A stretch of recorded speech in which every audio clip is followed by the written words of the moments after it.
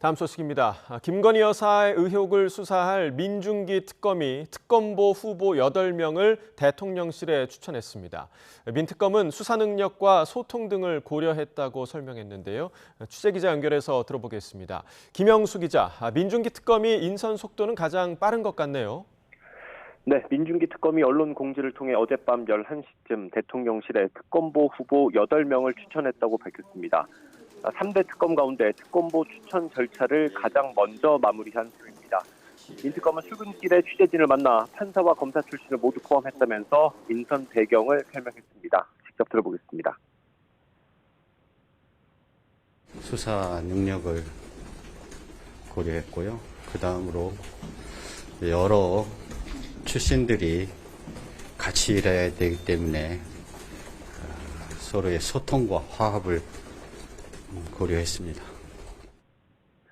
특검법에 따라 민특검이 8명의 후보자를 선정해서 대통령실에 올리면 대통령은 4명을 임명하게 되어 있습니다. 닷새 안에 해야 하는데 이재명 대통령이 특검 임명도 정당의 추천 이후 빠르게 했던 만큼 이르면 오늘 내일 안에 특검보가 결정될 가능성도 있습니다. 네, 또 최상병 특검 인선 상황은 어떻습니까? 이명현 특검도 오늘 변호사 사무실 출근길에 취재진과 만나서 지금까지 진행 상황을 간단히 설명했습니다. 이 특검은 가장 먼저 특검보 인선에 주력하고 있다면서 일부 압축된 후보자가 있고 계속 진행 중이라고 말했습니다. 다른 단체의 추천을 의뢰하는 방안도 검토하고 있냐는 질문에는 이미 풀이 돼 있기 때문에 8명을 추천하는데 문제가 없을 거라는 뜻을 밝히기도 했습니다. 이것도 직접 들어보겠습니다. 특검보 선임 후보자 어느 정도 압축됐을까요? 일부는 되고 있고요. 계속 지금 진행되고 있습니다. 특검보라는 인선이라는 게 본인들이 고사하는 경우도 있고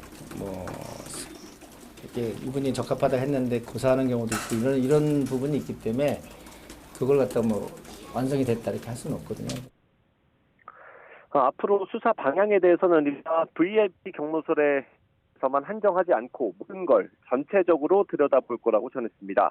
항명 혐의로 재판에 넘겨진 박정훈 대령 사건에 대해서는 실체적 진실이 바뀌어 억울하게 기소된 거라고 언급했는데 항소 취하 여부는 법리 검토가 필요하다고 말했습니다.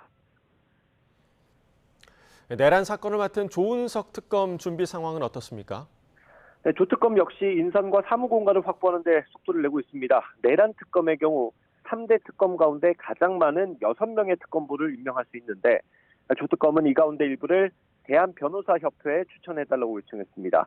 이 요청을 받은 변협은 인사검증을 거쳐서 내일까지 추천하기로 했습니다. 조 특검은 임명 직후 검찰 특수본과 경찰 특수단을 각각 방문했었죠. 어제는 오동훈 공수처장과 면담하면서 비상계엄 사태를 수사한 수사팀의 수장을 모두 만났습니다. 이번 면담에서는 인력 파견과 정부 과천청사 시설 이용 관련 논의가 있던 걸로 파악됐습니다. 조특검은 앞서 기본적인 보안시설이 돼 있는 수사기관이나 정부 청사를 사무공간으로 확보하겠다는 뜻을 밝혔던 만큼 조만간 특검 사무실도 결정될 걸로 보입니다. 지금까지 사회부에서 전해드렸습니다.